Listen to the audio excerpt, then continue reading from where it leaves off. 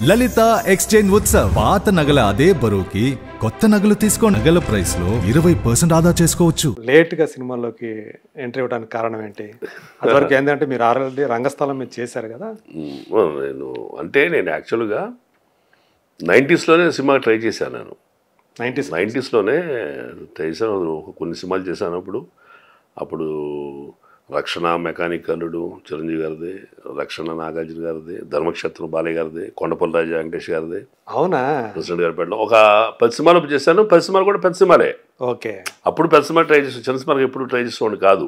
Okay. కానీ scope ఉండదని feeling నాకు. ఓకే. ఆయన కూడా మంచి హిట్స్ అవి. నాగార్జున గారిది అయితే ప్రెసిడెంట్ గారి పెట్టడం, రక్షణ, వారసుడు 3 సినిమా వరుస చేశా. అవునా? అంటే చిన్న ఒక్కొక్క సీన్సే అంతే, డైలాగ్ పరంగా డైలాగ్ ఉండేవి మళ్ళీ. ఓకే. అట్లా చిరంజీవి గారితో ముఠా మెసేజ్ చేశాను. మెకానికల్లో సత్యనారాయణ గారి శారద కాంబినేషన్లో లాయర్గా చేశాను అప్పుడే, ఆ రోజుల్లోనే. ఓకే. ముగ్గురు మునగాళ్ళు కమిట్ అయ్యి కొన్ని సీన్ చేసి తర్వాత వేరే కారణాల వల్ల, కుటుంబ కారణాల వల్ల నేను మా అన్నయ్య గారు ఆరోగ్యం బాగోపోవటం, నేను వెనక్కి వెళ్ళిపోవాల్సి రావటం, సినిమాని వదిలిపెట్టేశాను.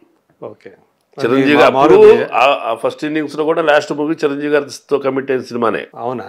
అప్పుడు ఒక సీన్లో నా భుజంలో చేసుకుని చిరంజీవి గారు, మేము ఆ నగ్మా టీం వస్తుంటే, అంటే ట్రైనింగ్ ఐపీఎస్లో ఉన్నాము, సీన్స్ అవి వాళ్ళు టీచ్ చేసే సీన్స్లో నా భుజాల మీద చేసుకుని చిరంజీవి గారు ఉంటాం. ఓకే. యాక్షన్ చెప్పగా చిరంజీవి గారు ఇటు తిరుగుతాడు, నేను తిరుగుతాను, నలుగురు అటాకు. అప్పుడు చేశాము.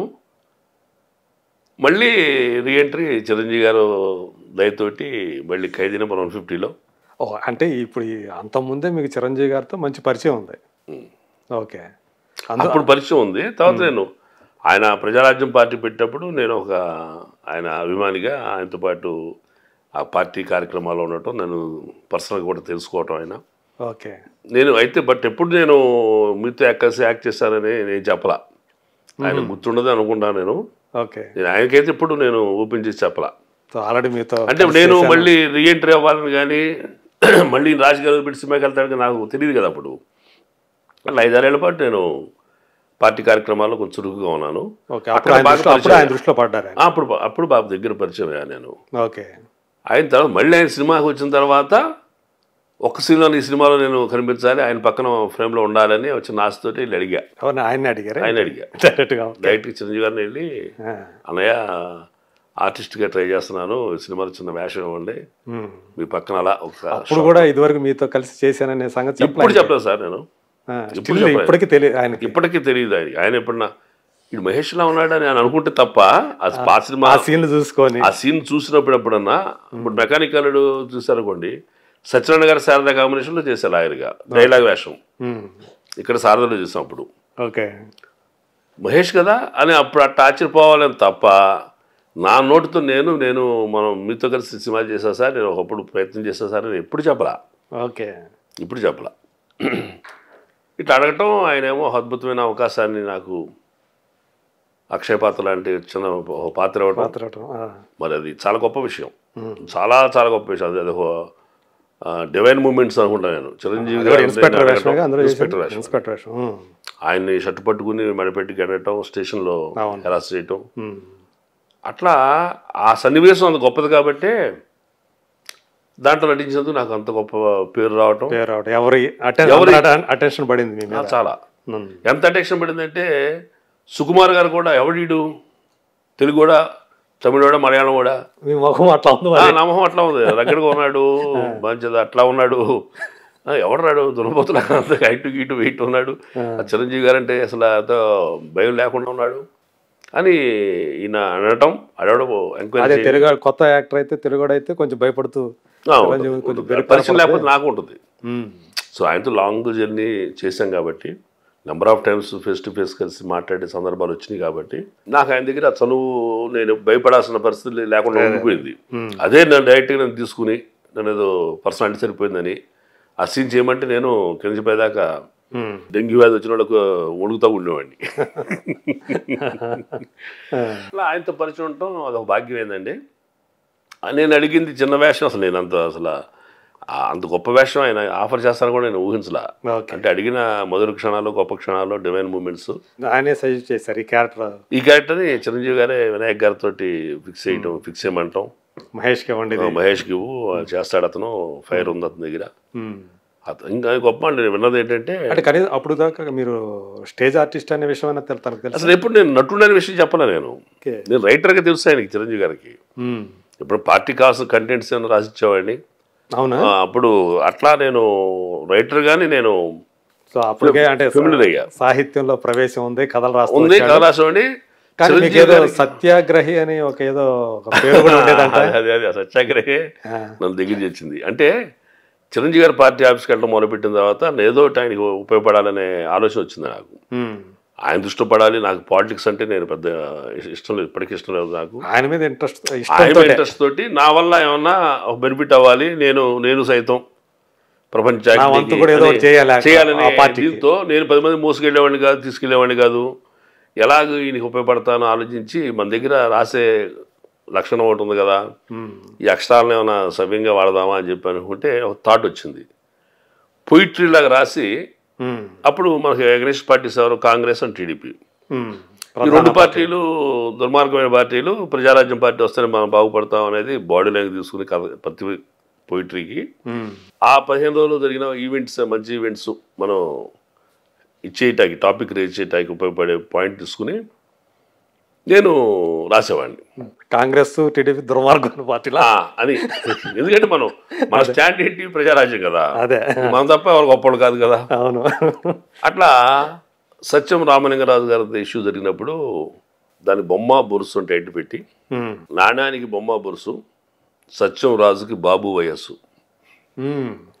ఓకే. రెడ్డి గారి పాలనలో ప్రాజెక్ట్ అన్ని మైటాసు వశం, అడ్డదారి సంపాదనలో నేతలిద్దరూ పరవశం. మెట్రో రైలైనా మచిలీపట్నం పోర్ట్ అయినా అది మైటాస్ సొత్తు, అధినేతలు ఎవరున్నా ఆర్డర్లు పట్టడమే అతిపెద్ద గమ్మత్తు.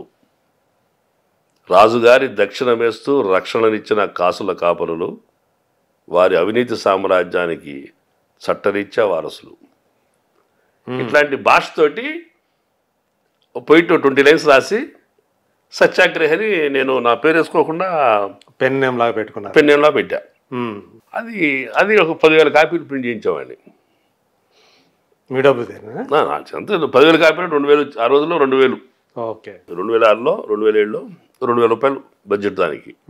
ఇంత దొంతలాగా ఇంత ఒక మన హ్యాండ్ సైజు ఉండేవి, చిన్న పాంప్లెట్, ఏ సైజు అది తెలియదు కానీ ఇంత వచ్చాయి. కార్లో తీసుకెళ్ళేవాళ్ళం, ఎవరు కుర్రోని పక్కన తీసుకెళ్ళేవాడు, బాబు కొంచెం ఇచ్చేవయ్యా లోపల ఎవరు ఇచ్చారు అని చెప్పి దారి పేరుడికి ఇచ్చి పంపించేవాడు లోపలికి. అంటే మన నన్ను గుర్తుపట్టినంత వ్యక్తికి ఇచ్చి పంపించేవాడిని. నేను అరగంట లోపలికి వెళ్ళేవాడిని. ఈలోపు చదివిన ఎవరు కింద పేపర్ అసలు పడేసేవాడు కాదండి. పొయిట్రీగా ఉండేది, చదువుబుద్ధి వేసేది, విషయం ఎంత ఉండేది, ఇంకోటి చూపించాలనిపించేది, ఆ పదాల పొందికలు బాగుండేవి. ఓవరాల్గా నాకు ఈ సత్యాగ్రహి అవడం అనేది అట్లా ఒక 3-4 months పాటు డిఫరెంట్ సిచ్యువేషన్స్లో డిఫరెంట్ పొయిట్రీ రాసి ఈ సత్యాగ్రహి ఎవడండి, అసలు ఎవడి సత్యాగ్రహి అనేలాగా ఒక ఠాగూర్ సినిమా లాగా అక్కడే చూపించా. ఒక టాక్ ఆఫ్ ది టౌన్ లాగా అయిపోయారు. Talk of the party, no doubt. ఎందుకంటే కంటెంట్ బాగుండేది, ఎంటర్టైన్మెంట్ ఉండేది. ఎవరో తెలియదు వాళ్ళందరూ కార్యకర్తలు ఎవరు తెలియదు, అసలు ఎవరు తెలియదు అండి. నేను సత్యాగ్రహాన్ని నాతో పాటు వచ్చే నా ఫ్రెండ్స్, నా బాయ్స్ తప్ప ఎవరు తెలియదు అసలు. అట్లా నేను 3-4 months పాటు అందరూ నా పాంప్లెట్స్, సత్యాగ్రహి పాంప్లెట్స్ చిరంజీవి గారి టేబుల్ మీద ఉన్నాయి, పవన్ కళ్యాణ్ గారి టేబుల్ మీద ఉన్నాయి. ఇప్పుడు శ్రావణ్ యువరాజ్ లీడర్ ఇప్పుడు మన బీఆర్ఎస్లో ఉన్నాడు, ఆయన సత్యాగ్రహి అవడని అనుకునేది అందరూ అనుకున్నారు. ఎందుకంటే పొయిటిక్గా ఉంది, ఎఫెక్టివ్ లాంగ్వేజ్ వాడుతున్నాం కదా. చిరంజీవి గారికి మొదటే తెలుసా ఇది? తెలియదు, ఆయన తెలియదు. చివరికి ఏంటంటే ఎలక్షన్స్ దగ్గరికి వచ్చేసినాయి, ఇక పాంప్లెట్స్ ప్రచారాలన్నీ బంద్ చేసిన టైంలో లాస్ట్ ఒకటి పరకాల ప్రభాకర్ గారు అల్లరి చేసిన తర్వాత కొంచెం నైరాశ్యంతో ఉన్నప్పుడు కొంతమంది పార్టీ వాళ్ళు ఉత్తేజించడం కోసమని యుగ పురుషులు టైటిల్ పెట్టి ఆ ఎపిసోడ్ గురించి రాస్తూ చిరంజీవి గారికి ఒక మోటివేషన్ ఇచ్చే డైలాగ్స్ స్టాంజ్ రాశా. క్రీస్తుకైనా కృష్ణునికైనా దేవుళ్ళని తొలిగాయా కష్టాలు, మదరకైనా మహాత్మునికైనా దాపునుకొచ్చాయా సుఖాలు, కారణ జన్ములకు కాలమే పడుతుంది కఠిన పరీక్ష, తప్పదు వారికి అంతిమ విజయం, లోక శ్రేయస్సే వారికి రక్ష, మహేష్ వడ్డీ అని ఇప్పుడు పేరేసి ఫోన్ నెంబర్ ఇచ్చాను. ఓకే, అప్పుడు అసలు పేరు పెట్టారు. అప్పుడు పెట్టాక లాస్ట్ అయిపోయింది టైం, ఇంకా అప్పుడన్నా డెలి పెట్టి ఓపెన్ అవ్వాలా. ఇవ్వగానే ఫోన్ మోగడం మొదటిని కాంప్లిమెంట్ ప్రతి 10,000 మంది 10,000 కాపీల మీద నా ఫోన్ నెంబర్ ఉంది కదా. ఫోన్ మోగుతా ఉంటే నేను సరైన వ్యక్తి యజ్ఞమూర్తి, ఆయన ఫోన్ చేస్తే ఎత్తుదాం. ఇది మనం రోజు ఫేస్ టు ఫేస్ మాడుతున్నాం, but you don't know that I'm satyagrahi. So అట్లా పార్టీ చిరంజీవి గారు దగ్గరగా ఉండే పెద్ద నాయకులు ఫోన్ చేస్తుందా కరెక్ట్గా నేను అనుకున్న వ్యక్తి ఫోన్ చేశారు. నేను కూడా హలో ఎవరు అయ్యా సత్యాగ్రహి గారు, నేను వాయిస్ మాట్లాడా. సత్యాగ్రహి గారు 3 నెలలుగా మీరు అజ్ఞాతంగా ఉండి ఎంతో సేవ చేశారు, మీరు ఎవరో చూడాలనుకుంటున్నాము, ఒకసారి మీరు దర్శన భాగ్యం కలగ చేస్తారా అంటే వస్తానండి అని వెళ్ళా. బాగుంటాం బెళ్ళప్పించి వెళ్ళా. సార్ ఏంటి సార్ ఫోన్ చేశారేంటి అన్న. నేనా మహేష్, నీకు చేయలేదే అన్నాడు. చేయలేదా, మీ నెంబర్ నుంచి వచ్చినట్టుందండి అని ఆయన ముందు నిలబడి ఫోన్ కొట్టా. ఆయన టేబుల్ ఫోను సత్యాగ్రహి రింగ్ అవుతా ఉంది. సత్యాగ్రహి నువ్వా అన్నాడు. నేనే అన్నా. మహేష్ నువ్వా అన్నాడు. నేనే సార్ అన్నా. సత్యాగ్రహి నువ్వా అన్నాడు. నేనే సార్. మహేష్ బట్టి నా ఒరిజినల్ ఏమండి, మీ ఆధార్ కార్డు చూపించుకున్నారా అలా అనేసరికి ఆశ్చర్యం. అలాగా రెగ్యులర్గా వస్తున్నావు కదా ఆఫీస్కి, మా ముందు ఎన్నోసార్లు మాట్లాడుకున్నాము కానీ ఈ విషయం బయట పెట్టలేదు. చెప్పలేదంటే నేనని తెలిస్తే అది తిరిగిపోతుంది సార్ మీకు, నేను గొప్ప రాసిన సరే లైట్గా ఉంటుంది. ఇందుకు ఎవరా వ్యక్తి? ఆయన ఉమామహేశ్వరరావు అని, ఓకే, బసవరాజు శ్రీనివాస్ గారు అని ఇప్పుడు ఆయన బీజేపీలో ఉంటున్నారు. ఆయన గదిలో రాగానే శ్రీనివాస్ గారు మహేష్ సత్యాగ్రహి అన్నాడు. నిజమా అన్నాడు. అవును, నా ఫోన్ నెంబరు పాంప్లెట్ నెంబర్ మహేష్దే అన్నాడు. అప్పుడు ఆయన ఇట్ట పట్టుకుని తీసుకెళ్ళి చిరంజీవి గారి గదిలో తీసుకెళ్ళాడు.